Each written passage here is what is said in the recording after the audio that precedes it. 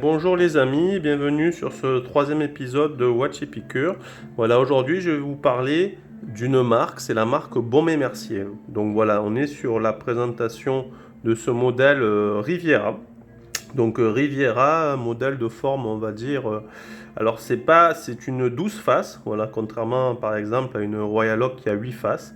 Donc c'est vrai que ça a été la première belle montre que j'ai eu, on va dire, un petit peu manufacturée, puisque le mécanisme est un Valjoux 7750 qui est présent sur de nombreux chronographes, mais décoré par Baume & Mercier. Voilà, donc on va dire, cela a été ma première belle pièce d'horlogerie qui m'a été offerte par ma compagne il y a maintenant quasiment 10 ans. Donc vous voyez un petit peu la montre dans ses aspects. Voilà une montre assez robuste, 43,5 mm. Donc c'est vrai que je la qualifierais de, on va dire, sport chic. Voilà. C'est vrai qu'à la base, quand je l'ai reçu, je n'avais pas fait l'affiliation avec le design notamment de Genta sur la Royal Oak, mais c'est vrai qu'on peut trouver des similitudes avec notamment ici des petites vis, vous voyez, à laine. Voilà, sur la Royal Oak, bien sûr, ce sont des vis en or blanc qui verrouillent, on va dire, la lunette sur le cadran, sur le boîtier. Donc vous voyez, c'est on va dire, une très belle pièce d'horlogerie. Je vais avancer un petit peu le cadran, vous voyez, avec un petit peu la forme des menottes. Alors je voyais plutôt, on va dire, une culasse, un peu toujours dans l'esprit automobile. Donc je trouve, vous voyez, notamment au niveau des aiguilles, les aiguilles sont très belles aussi. Ouais, déclenchement du chronographe. Voilà. Un très beau bracelet en rubber, donc ça aussi, on va dire, Baume & Mercier, c'est aussi, on va dire, un petit peu inspiré d'Audemars, puisque on va dire, je crois que c'est la Royal Oak Offshore qui a été la première montre à introduire du caoutchouc, on va dire, de manière en grande série, puis après pas mal de marques ont suivi, avec notamment avec la gamme Hublot, avec les Big Bang, tout ça. Donc c'est vrai que c'est pas un modèle qu'on voit partout, mais moi je la trouve particulièrement réussie, et puis je l'aime beaucoup lorsque je l'ai à mon poignet. Voilà. Regardez un petit peu le bracelet, le rubber qui est très beau, qui d'ailleurs, pour la petite anecdote, s'est coupé il n'y a pas longtemps, donc c'est vrai qu'il a fait quasiment 9 ans.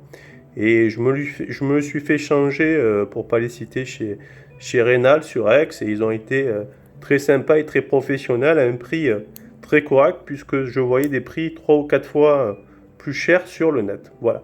Donc Baume & Mercier, c'est une maison qui a été créée en 1830. En fait, c'est une famille. Je crois que les Baume, on va dire, partagent leur savoir-faire horloger depuis 1545, me semble-t-il. Donc c'est quand même une très vieille maison horlogère qui, dans les années 30-40, a eu ses heures de gloire, hein. C'était aussi prestigieux que des marques, voilà, c'était une marque, voilà.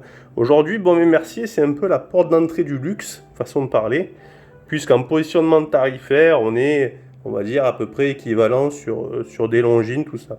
Voilà, ça, c'était une montre, je crois, de tête à l'époque, qui valait en prix boutique aux alentours de 3500 euros. Donc c'était déjà une belle pièce.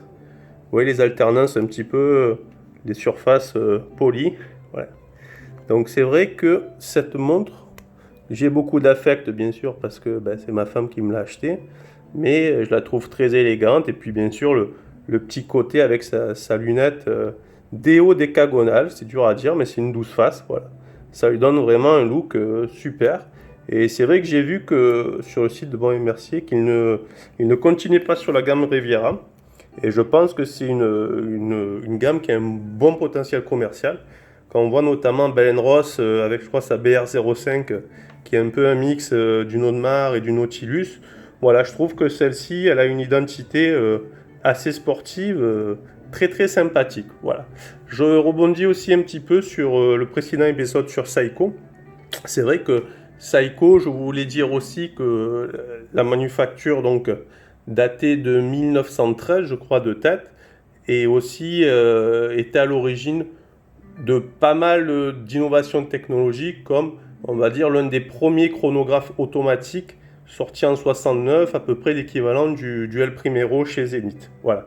Donc ça, c'est une petite parenthèse concernant l'épisode précédent. Voilà, écoutez, j'espère pour vous que le confinement n'est pas trop dur. Voilà, on espère rapidement pouvoir sortir et partager des nouvelles aventures horlogères avec vous. Voilà, bah écoutez, n'hésitez pas à me laisser vos commentaires et passez une bonne journée. Je vous dis à bientôt sur ma chaîne. Merci.